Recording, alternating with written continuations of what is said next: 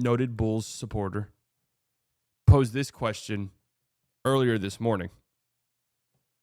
Both of these teams lost last night. The Kings, the Bulls, their season ends. Which organization has it better right now? Bulls or the Sacramento Kings? To me, this answer was easy, and most people seem to agree.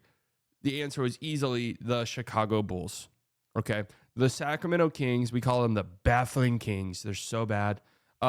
Their pick situation moving forward is a little strange. Now, they did get some picks in return for De'Aaron Fox. It wasn't as good as maybe you would have hoped, right? They got a 2025 protected pick from Charlotte this year, 1 through 14. Well, let me tell you something about the Charlotte Hornets. They're fucking terrible. And so that pick's not conveying. I believe that pick's going to turn into multiple second-round picks at a certain point. Am I wrong in thinking that? I'm trying to bring up, what's the best website to look at future picks? It's Real GM, isn't it? Kings can, the GM, yes. And the moment the game, genuinely, like 10 minutes after the game ended, it was announced that they were moving on from Monte McNair. He moves on. Then, of course, I saw this morning, you've got the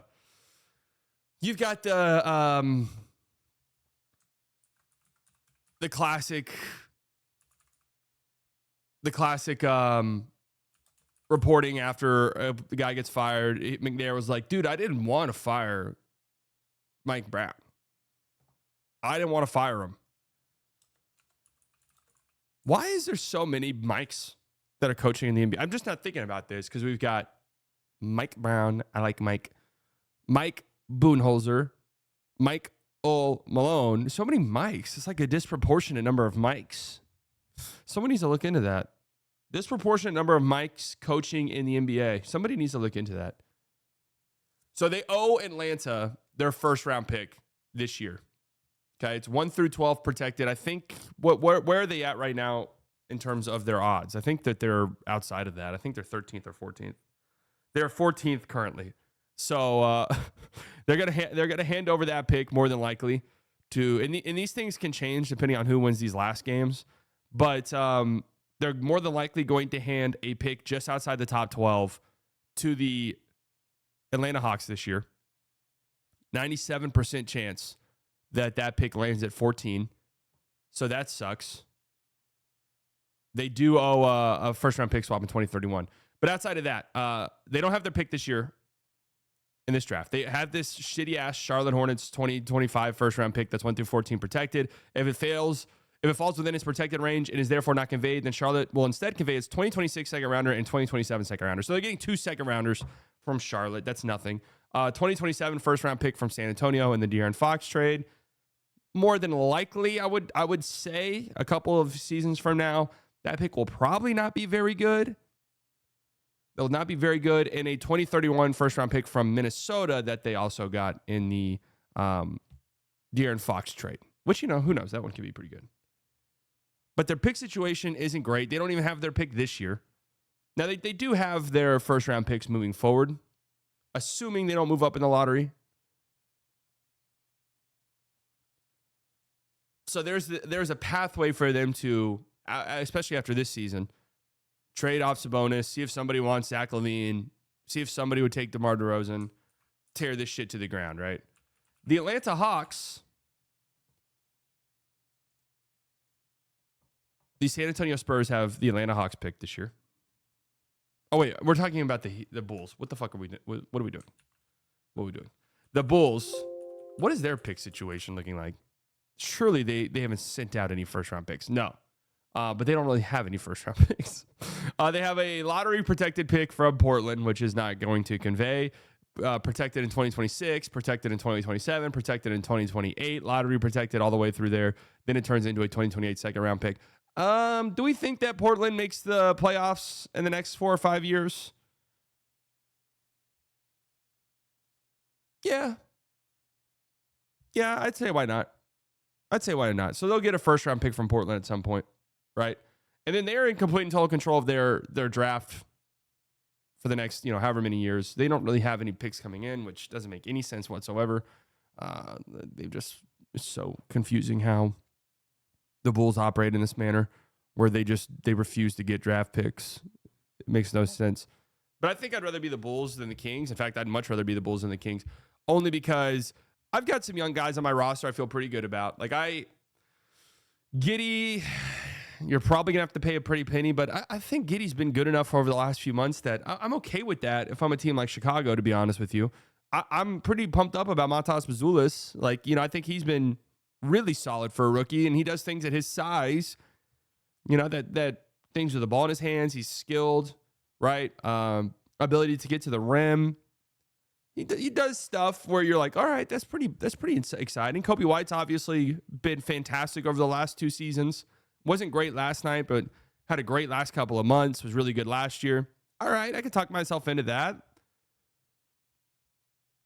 And then on top of that, I got all of my picks if I want to trade. And I do have guys on my roster that if I wanted to, I could probably flip for some picks. But then on the other hand, I could see I'm a GM. Hey, I'm being hired. Do whatever the fuck you want. Nico Harrison style. Okay, if I'm the Kings, I don't have my pick this year. But I do have my picks moving forward. So I could probably get a decent return for Sabonis. I could maybe get something for DeRozan. What do you guys think DeRozan's worth? Anything? I could almost certainly get a pick for Malik Monk from somebody. Keegan Murray, I could probably get some stuff for. I'm literally tearing it down to the studs. I don't think that there's any. I honestly, looking from the outside in on this Kings roster, I don't think that there's anything that I'd want, if I were a GM, that I'd want to build around. Personally, nothing really sticks out to me as exciting. Even Keegan Murray doesn't stick out to me very much, especially with the contract that he has now. There's not a lot of things that stick out to me. He's still solid enough. I bet DeMar's worth a first. I guess my question is, like, I think I agree with you, but it turns into who's giving that up? The contract that Keegan Murray is going to sign.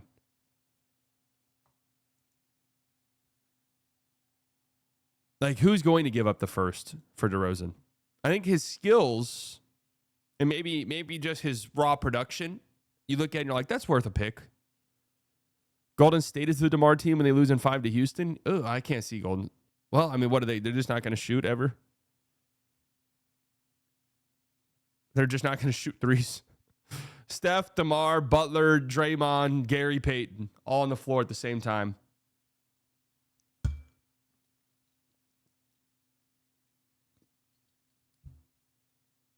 Miami? I don't think Miami wants to do that. They've made their position pretty clear. We want to have money for the 2026 free agency class. DeRozan bleeds into that. And I don't think DeRozan's the guy that they would go into the offseason not having money for, right? KD, yeah, I could see them doing that. DeRozan, no. DeRozan back to Toronto. You see what I'm saying? Like, you go down this list of teams, and I guess all it takes is one desperate team, one GM who's like, dude, I think I'm going to lose my job. I think I'm going to lose my job if we don't win or do something soon. DeRozan maybe gets me across the finish line. And that's probably not going to be true, but it's just somebody who thinks like that. So, Nico?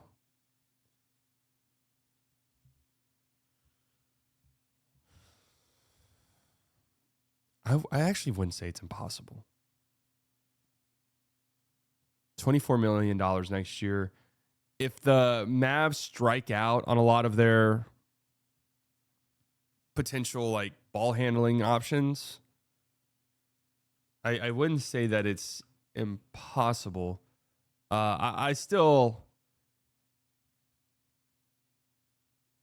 feel like, oh man, I was just about to say, I feel like Levine's on the table for the Mavs. I really do, but $47 million, there's just no fucking way. I mean, at that point, you go for KD, right? At that point, you go and get Kevin Durant. $47 million. An anonymous executive said that they want Nico to stay as a GM because it's always nice to have a desperate GM out there. I mean, I think Nico's job security is pretty rock solid. I don't think you let a guy trade someone like Luka if he's not there. You know, if his job's in danger, or you're kind of thinking, hey, if you guys don't win this year, we might look to go our separate ways. You don't let that guy make a move like that. You just don't.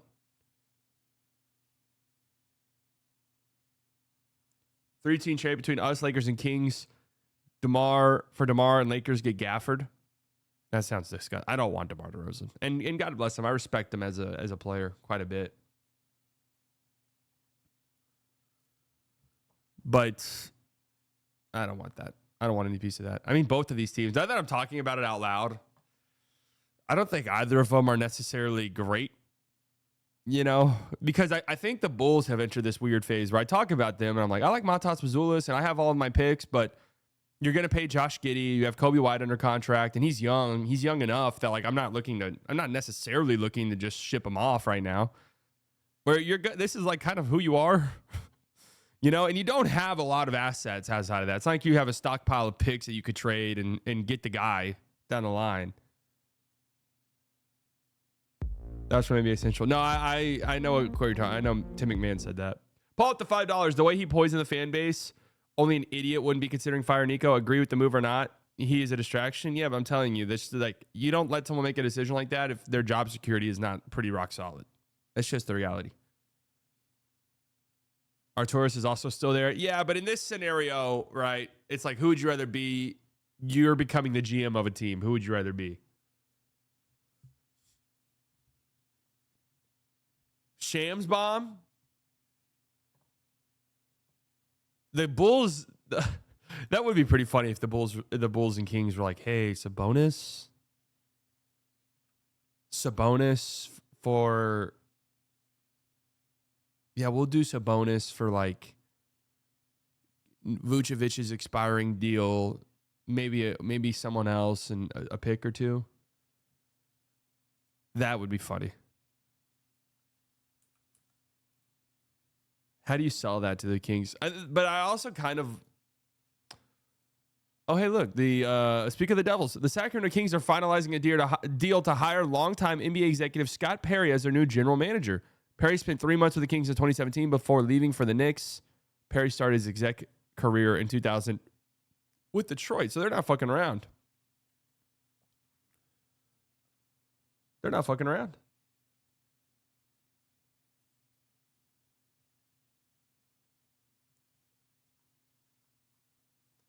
Pick your duo to run your expansion team. Jerry Jones, Stephen Jones, or Patrick Dumont, Nico Harrison. Wow. So on one hand, and bear with me when I say this, guys, because there's a clear and obvious answer here. Okay? To run my expansion team, there's a clear and obvious answer. What do you guys think that clear and obvious answer is?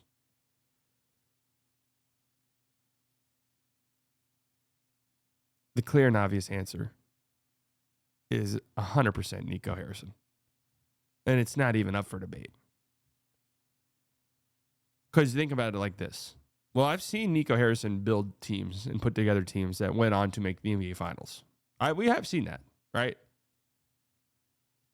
Now, if I'm an expansion team, I don't have to worry about Nico Harrison tearing things down in an effort to go out and get his guys, because it's up to him now. Like it's a clean slate. He can do whatever the fuck he wants. Go and get your guys. We're not like destroying the fan base.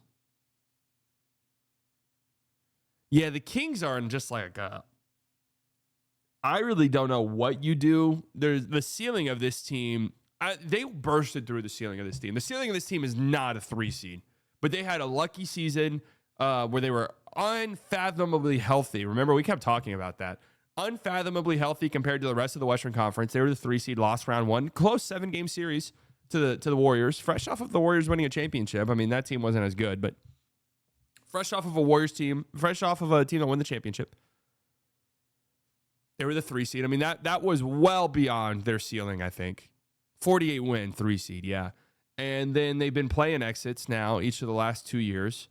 And you look at their roster, you've lost De'Aaron Fox, you've replaced him with Zach LaVine, and a couple of future firsts that could be interesting. I don't think that 2027 San Antonio first will be good. 2031 Timberwolves first? Yeah, maybe. You could talk yourself into any 2031 pick being good. Seriously. You could talk yourself into any 2031 from any team in the league being good. The Kings fan on Players' Choice podcast was crying so hard. Luka was first team over Fox that season. So hilarious looking back. Kings fans are in shambles, aren't they? I don't want to like shit on Kings fans because it's like, dude, they had been so bad for 20 years. And then they were good. They were the 3 seed. And yeah, I do remember. I remember the whole like, hey, why do people not think De'Aaron Fox is, who is it? Was it their owner who tweeted that? Who's like, people like De'Aaron Fox is better than Luka.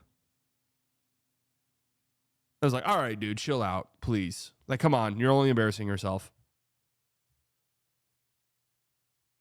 Or it was like, I wouldn't trade De'Aaron Fox for Luka or some shit like that. I was like, okay, all right, please, calm down. But what do you do? Honestly, I mean, like, you're in such a bad spot. You got DeRozan, Levine, Sabonis. I mean, it's just so uninspiring. But how do you sell your fan base on a hard teardown, though? You know, like, I think if I'm a Kings fan, considering everything I've been through for 20 years,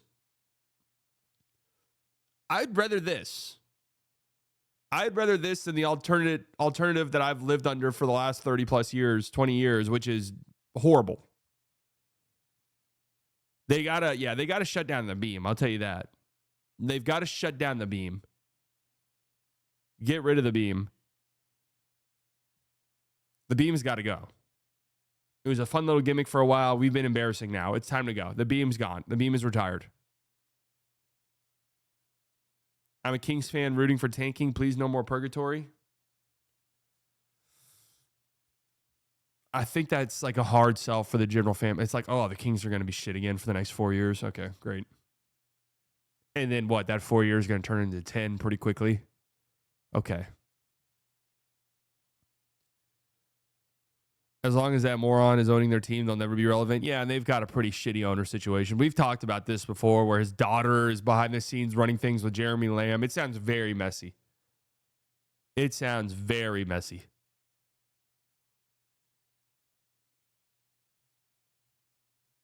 So I think I'd rather be the Bulls, all things considered. But we talked out the Bulls, and they're in this weird spot where, well, I can't go all out for being bad next year for a really high pick, the chance at a high pick, because I'm talented enough now to just kind of be a middling team in the East, which is what we've been for years. And I don't have like any real draft assets to go out and get better. But there's one thing about Chicago, though. There's one thing about Chicago is that you are still the Chicago Bulls.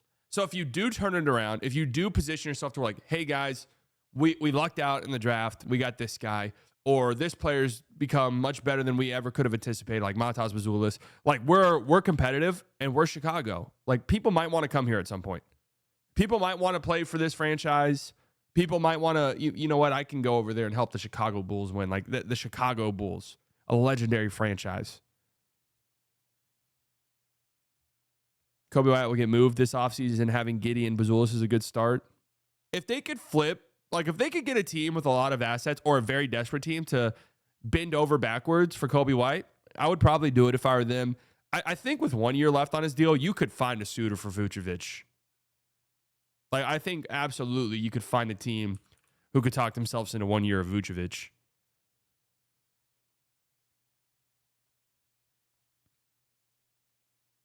$21 million expiring. Some team could do that. And then you move forward, but then you're hamstrung by this Patrick Williams contract.